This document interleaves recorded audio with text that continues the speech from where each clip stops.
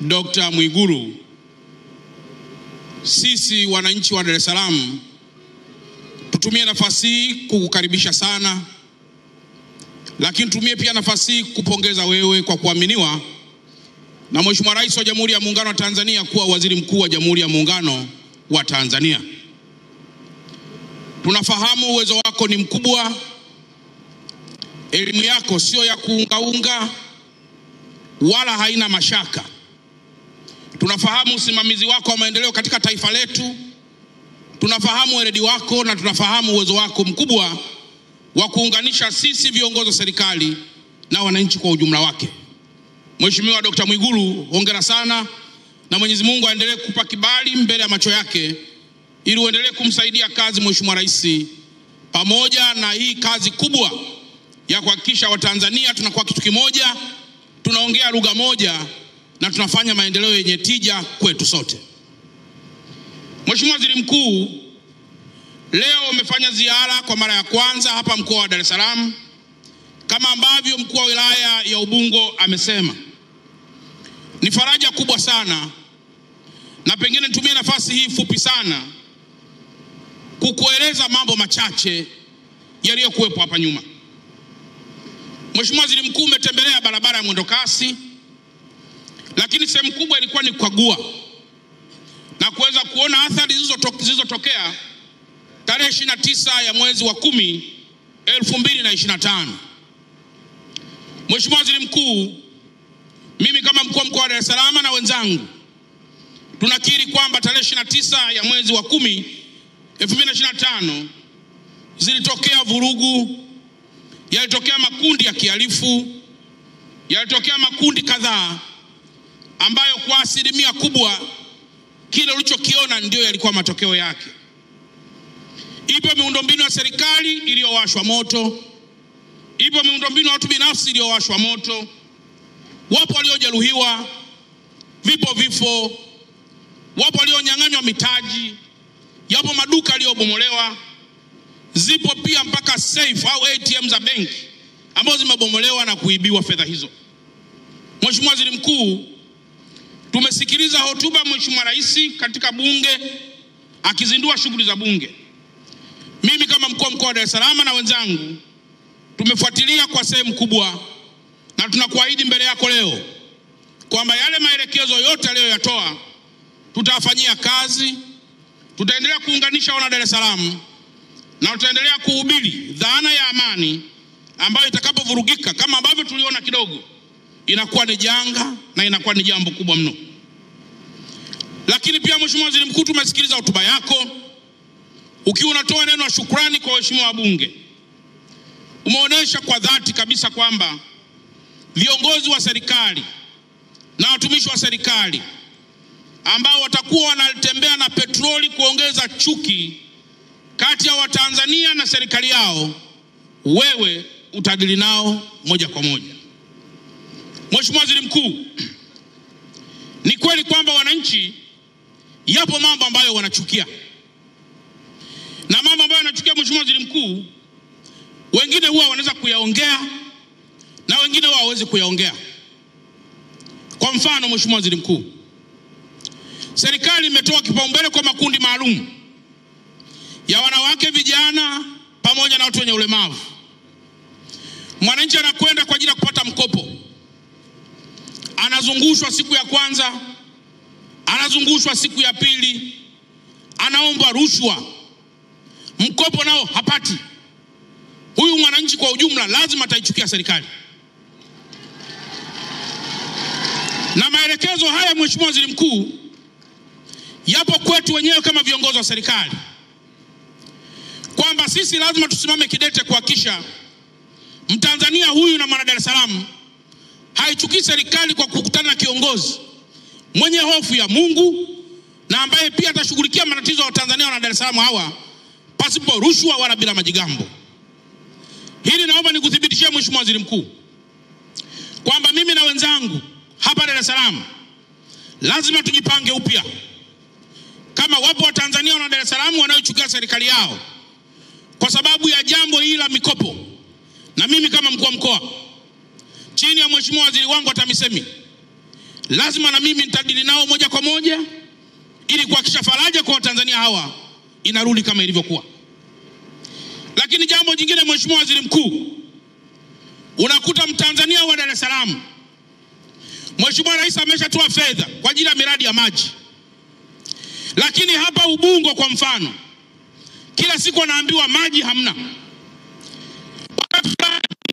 Kuja kubwa na maji akiwa hamna, huyu mwana Dar es Salaam lazima ataichukia serikali. Mimi naomba nikuthibitishie Mheshimiwa Waziri Mkuu kwamba kama wapo watu wanaochukia serikali kwa sababu ya huduma hizi za maji mbovu, nimekwisha ongea na Mheshimiwa Waziri wangu wa maji kwamba zile data tunazozizungumza kwenye vinywa vyetu kuhusu maji kwa wana Dar es Salaam ziwe ndio data halisi na watu waweze kupata maji. Nimemwambia Mheshimiwa Waziri, mimi najiandaa kwa miezi 3. Kama hali ya maji itaweza kuendelea kusumbua watu wa Dar es Salaam na wakaendelea kuichukia serikali, nitamfikishia waziri wangu wa TAMISEMI, atafikisha kwako na hawa wote ambao wanazembea kuweza kufanyiwa kazi ya msingi. Mheshimiwa Waziri Mkuu, kwenye mahospitali na sehemu zinginezo wapo watu pia wanalalamika sana. Nimejibiwa vibaya na daktari, nimejibiwa vibaya na nesi, nimeomba rushwa na kadhalika. Nataka nikuthibitishie Mheshimiwa Waziri Mkuu, haya yote tutasimamia ili kuhakikisha yale malalamiko ya wenzetu yanafanywa kazi. Lipo kundi la vijana wa bodaboda, kila likipita huko ilikuwa ni rushwa, ilikuwa ni faini kubwa. Bodaboda ni ya shilingi 200,000, faini 300,000. Mheshimiwa Waziri Mkuu, mambo madogo madogo kama haya yanaweza pia kutuchonganisha kati ya serikali na watu tunaowaongoza. Naomba pia nikuthibitishie kwamba mambo haya yote yatafanywa kazi katika mkoa wetu wa Dar es Salaam. Mheshimiwa Waziri Mkuu, niruhusu kwa muda dakika moja tu nikupe tu hadithi ndogo. Tarehe 29 ya mwezi wa 10 yupo dada mmoja yuko pale Kimarabaruti. Yeye huyu dada amemaliza chuo kikuu na alitafuta ajira akakosa, lakini baadaye akapata uwezo wa kupata mtaji, akaenda kufungua duka, akafungua na sehemu ya chakula. Ameweka mtaji wake pale wasi chini ya milioni 50. Lakini yule dada miaka 4 iliyopita aliolewa. Kwa bahati mbaya akapata mimba na akamiskeli, mtoto akafariki. Mheshimiwa Waziri Mkuu, yule dada anapata tatizo la kuwa na overprolonged bleeding isiyopungua kwa miaka 3. Mume wake akamwacha, akawa na mikasa 3. Mtu mwanae amefariki, mumeo amemwacha na amepata madhara afya. Tarehe 29 duka lake na sehemu anayouzia chakula ikawashwa moto. Akaja ofisini kwangu analia kwamba Mheshimiwa Mkuu wa Mkoa, sioni mbele wala sioni nyuma. Nachokiona mbele yangu ni sumu ili niweze kupotea katika ulimwengu. Nilimwambia dada, pole sana. Mimi kama mkuu wa mkoa lazima nichukue hatua. Urudi angalau kwenye hali yako.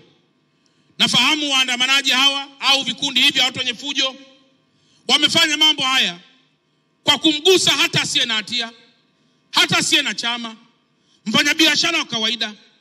Lakini haya yote Mheshimiwa Waziri Mkuu tunaendelea kuyashughulikia. Na watu lazima waone Mheshimiwa Waziri Mkuu kwamba tunapoingiza Dar es Salaam na maeneo mengine yote katika vurugu, madhara yake ni makubwa, yanamgusa aliyefanya vurugu na ambaye hajafanya vurugu. Na Dar es Salaam Mheshimiwa Waziri Mkuu, nimekutana na wazee 3 na mmoja kwa bahati mbaya amefariki. Wao walikuwa wanatumia dawa za pressure, na kwa bahati mbaya kwa siku vurugu zilikuwa zinafanyika dawa zao zilikuwa zimekwisha. Mheshimiwa Waziri Mkuu, siku ya kwanza sukari na pressure inapanda, siku ya pili sukari na pressure inapanda. Hakuna daktari wala hakuna dawa anayoweza kupata kwa sababu waliambiwa wakae ndani. Mheshimiwa Waziri Mkuu, mmoja ameparalyze na mmoja amefariki. Walipokuja kunieleza Mheshimiwa Waziri Mkuu, nikasema haya Ndio mambo ambayo Watanzania tu tunayaona. Ni kweli sisi tunaweza kuwa na ugomvi wa kawaida wa vyama vya siasa kati ya mimi Chalamila au mkuu wa mkoa au mtu mwingine yote. Lakini ugomvi wetu kamwe ukienda huko, Mheshimiwa Waziri Mkuu, nikupe dondoo tu kidogo. Maeneo ambayo yalikuwa on target kuweza kuyachoma moto bila huruma. Moja ilikuwa ni stendi ya Magufuli. Hii ilikuwa inaungua yote, hii hapa stendi hii hapa. Na Mheshimiwa Waziri Mkuu, nilishukuru jeshi lilikuja haraka likalinda stendi. Mheshimiwa Waziri Mkuu, target ya pili ilikuwa ni mabasi ya mwendokasi. Yameunguzwa mabasi mengi tu ya mwendokasi na kupiga vituo vya mwendokasi. Target ya tatu ilikuwa ni miundombinu ya gesi ya TPDC. Kulipua miundombinu ya gesi na kulipua vihenge vya mafuta vilivyoko pale Kigamboni. Mheshimiwa Waziri Mkuu, nishukuru vyombo vya dola vimelinda kule. Mpaka leo mnaona miundombinu hii inaonekana. Jaribio la tatu lilikuwa ni kuchoma jengo la TCRA. Na walichoma kibanda cha mlinzi. Jeshi likaja mbele kwa ajili ya kulinda amani hiyo. Mheshimiwa Waziri Mkuu, jambo jingine lilikuwa ni kuchoma miundombinu ya TANESCO. Ilikuwa kulipua hii gesi, kulipua hapa Ubungo pamoja na kulipua kule Kinyerezi. Mheshimiwa Waziri Mkuu, leo hii miundombinu inayoonekana hapa ni kwa sababu vyombo vimefanya kazi. Kama tungesikiliza maneno na kurudi nyuma, very likely Dar es Salaam ingekuwa giza yote. Hospitali ingekuwa hamna, umeme hamna, miundombinu ya maji hamna, na kila kitu hamna. Kwa hiyo mimi ninachoweza kusema hapa kwako Mheshimiwa Waziri Mkuu, kila mama aliyoko hapa na kila baba aliyoko hapa akamueleze mwanae madhara haya tunayofanya, madhara haya tunayoongea. Tugombane tunavyoweza kugombana, lakini kamwe tusiendelee kuichoma nchi yetu wenyewe. Tukilipua nchi hii, lazima na sisi tutakufa. Itakuwa ni kufanya fujo, kama vile kukata mti tukiwa kwenye tawi la mti hiyo. Mwisho wa siku maendeleo ya taifa letu yatarudi nyuma na adui atapenya katikati ili sisi tuweze kufeli katika maendeleo yetu. Mungu wa mbinguni atupe kibali. Tuendelee kusema na makundi mbalimbali ili kila mmoja awe balozi wa amani hii. Kila mmoja awe balozi wa maendeleo yanayofanyika katika taifa letu.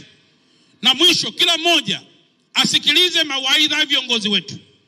Nilimsikiliza pia kiongozi wa dini ya Kiislamu. Alisema tupo tayari kukata vichwa. Mimi naomba nionye pia hapa. Tusifike huko, ndugu zangu viongozi wa dini. Tuwe ni watu tunaoadilisha, tunaokemea. Kamwe tusiweke petroli katika haya ambayo yanatokea na madhara yake akaja kuwa makubwa.